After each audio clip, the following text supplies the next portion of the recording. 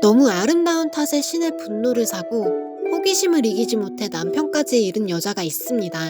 누구 이야기냐고요? 바로 푸시케 이야기입니다. 그리스 작은 왕국에는 미모의 세 자매가 있었습니다. 세 자매는 왕의 딸들이었는데요. 위로 둘도 그 미모가 빼어났지만 막내딸 푸시케는 두 언니와 비교할 수 없을 만큼 아름다웠다고 합니다. 푸시케가 얼마나 아름다운지 사람들은 미의 여신인 아프로디테도 그녀의 미모 앞에선 못 당할 거라는 이야기를 합니다. 이렇게 푸시케의 미모에 관한 소문이 사방팔방으로 퍼지자 왕국은 막내 공주를 보기 위해 찾아온 사람들로 북적거렸습니다. 인간들이 감히 미의 여신을 거론하며 푸시케를 칭송하는 것도 화가 나는데 자신의 신전의 발걸음이 뚝 끊긴 걸 보자 열받은 아프로디테는 아들 에로스를 부릅니다.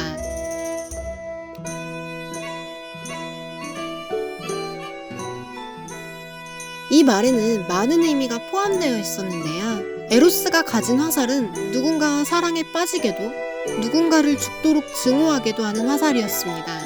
에로스는 안 그래도 심심하던 차에 잘됐다 싶어 자신의 활과 화살을 챙겨 푸시케에게로 향합니다. 그런데 푸시케를 본 에로스는 그녀를 보자마자 마음을 빼앗겨 버립니다. 에로스는 당황한 채 서둘러 도망쳐 버립니다.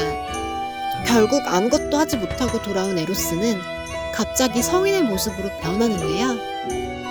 그전까지 꼬꼬마 신의 모습이었지만 사랑에 빠진 에로스는 급성장하게 됩니다.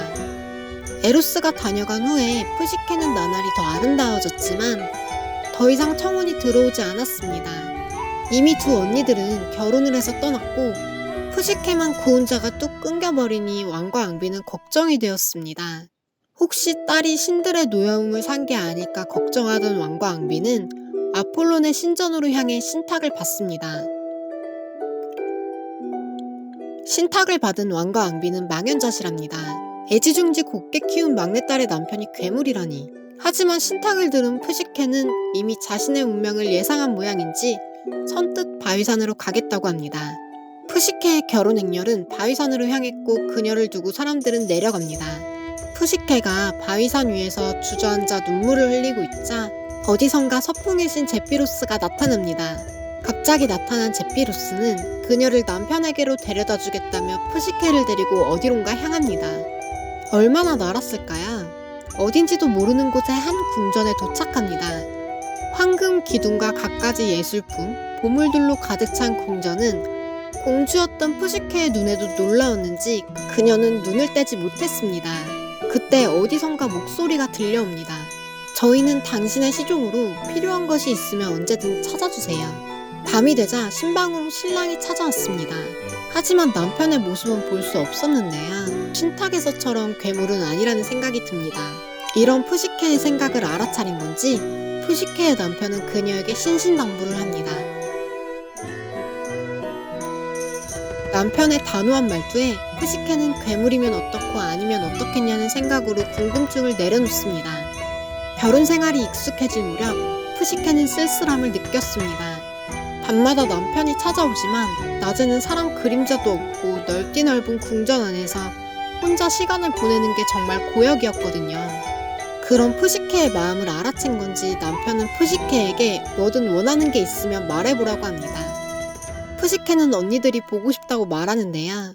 이에 망설이던 남편은 대신 언니들이 어떤 이야기를 해도 귀담아 듣지 말라고 신신당부를 하며 불러줍니다. 푸시케가 왔을 때처럼 언니들도 서풍의 신 제피로스가 데리고 오는데요. 언니들은 괴물에게 시집간 막내 동생이 살아있는데 놀라고 으리으리한 궁궐에 사는데 또 놀랍니다. 안 그래도 자신들보다 예뻤던 푸시케가 이렇게 좋은 집에 잘 살고 있다니. 세민한 모양인지 남편에 대한 이야기를 물어봅니다. 푸시케는 대답을 회피하지만 끈질긴 언니들의 질문에 결국 실토해버립니다. 사실 남편의 얼굴을 보지 못했다고요. 이 말에 두 언니들은 득달같이 달려들어 너를 살찌워 잡아먹으려는 셈이다. 오늘 밤에 당장 확인해보고 괴물이면 네가 먼저 찔러야 한다며 푸시케에게 침대 밑에 단도와 등잔을 숨겨두라고 이야기합니다. 이에 남편은 다정한 사람이며 정작 괴물이어도 자신은 그럴 수 없다고 손사래를 치지만 언니들의 말에 푸시케의 마음속에서도 그를 향한 의심이 싹트기 시작했습니다. 언니들이 돌아가고 여느 때처럼 해가 지고 남편이 찾아왔습니다. 남편이 잠이 들 때까지 기다린 푸시케는 그가 자고 있다고 확신하자 몰래 불을 켜고 그의 얼굴을 확인하는데요. 남편은 괴물이 아닌 금빛 머리에 붉은 뺨을 가진 미남이었습니다. 어깨에 두 날개만 뺀다면요. 남편의 얼굴을 본 푸시케는 가까이서 얼굴을 보려 다가가다가 그만 그 어깨에 기름을 떨구고 맙니다. 이에 잠에서 깬 그녀의 남편, 아니 에로스. 에로스는 그녀를 노려보고 말합니다.